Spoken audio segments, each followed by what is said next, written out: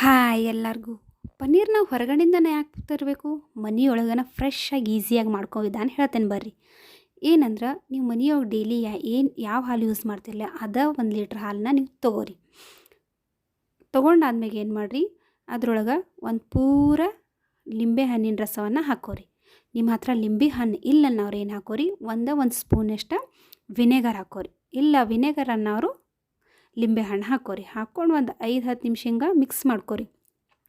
ಈಗ ನೋಡಿರಿ, ಪಾವು ಕೆ.ಜಿ ಪನ್ನೀರ್ ತರಕ್ಕೆ ಹೋದ್ರೆ 80 ರೂಪೀಸ್ ಐತಿ. ಆದ್ರೆ 1 ಲೀಟ್ರ್ ಹಾಲು 60 ರೂಪೀಸ್ ಐತಿ.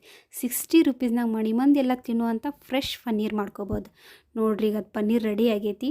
5 ನಿಮಿಷ ಕುದಿಸ್ಕೊಂಡಾದ್ಮೇಲೆ ಹಿಂಗೆ ನಾವು ನೀಟ್ಗೆ ಒಂದು ಪಾತ್ರೆ ಇಟ್ಕೊಂಡ ಅದ್ರ ಮ್ಯಾಗ ಸೋಸ್ಕೋಬೇಕ್ರಿ. ನೋಡಿ ಹೆಂಗೆ ಒಡಕಾಗ್ಯದ್ರಿ. ಅದೀಗ ಬಿಸಿ ಬಿಸಿ ಇದ್ದಾಗನ ನಾವು ಅದನ್ನು ಸೋಸ್ಕೋಬೇಕಾಗ್ಯದ್ರಿ. ಈಗ ಏನು ಮಾಡಿರಿ, ನಮ್ಗೆ ಪನ್ನೀರ್ ತಿನ್ನೋ ಆಸೆ ಆಯ್ತು, ಹುಡುಗರು ಪನ್ನೀರ್ ಕೇಳಾಕತ್ರಪ್ಪ ಅಂತಂದ್ರೆ ಅಂಗಡಿಗೆ ಹೋಗಿ ತರುವಷ್ಟು ಟೈಮ್ ಇಲ್ಲಪ್ಪ ಅನ್ನುವಾಗ ನಾವು ಏನು ಮಾಡ್ಬೋದು, ಪನ್ನೀರನ್ನ ಮನೆಯೊಳಗನ ಫ್ರೆಶ್ ಆಗಿ ತಕ್ಕೋಬೋದು. ಈ ಪ್ರೊಸೆಸ್ನ ಬಿಸಿ ಇದ್ದಾಗನ ಮಾಡ್ಕೊರಿ. ಈ ಪನ್ನೀರ್ ಈಗ ರೆಡಿ ಆಗೋಕೆ ಒಂದು 10-15 ನಿಮಿಷ ತೊಗೋತೈತಿ. ನೋಡ್ರಿ, ಈಗ ಅದೆಲ್ಲ ನೀರು ಬಸಿಬೇಕಾಗ್ತೈತಿ. ಈ ನೀರು ಬಸಿಬೇಕಂತಂದ್ರೆ ನೀವೇನು ಮಾಡಬೇಕು, ಅದನ್ನು ರಿಕ್ಕಗೆ ಕಟ್ಟಿಟ್ಕೋಬೇಕಾಗ್ತೈತ್ರಿ.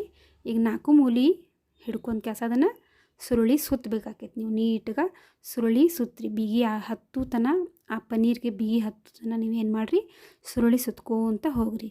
ಸುತ್ತೆ ಟೈಟ್ಗೆ ಬಿಗಿರಿ. ಬಿಗಿದಾದ್ಮ್ಯಾಗ ಇದ್ರ ಮ್ಯಾಗ ಒಂದು ಭಾರವಾದ ವಸ್ತು ಇಡ್ರಿ. ಒಂದು 10 ನಿಮಿಷ ಇದನ್ನು ನೋಡಕ್ಕೆ ಹೋಗಬೇಡ್ರಿ. ಒಂದು 10-15 ನಿಮಿಷ ಬಿಟ್ಟು ತೋರಿಸ್ತೇನೆ ಬರ್ರಿ. ಈಗ ನೋಡಿರಿ, ಆಫ್ಟರ್ 10-15 ಮಿನಿಟ್ಸ್ ಬಂದ ನೋಡಿರಿ, ಮಸ್ತ್ ಅಂದ್ರೆ ಮಸ್ತ್ ಪನ್ನೀರ್ ರೆಡಿ ಆಗಿರ್ತೈತಿ.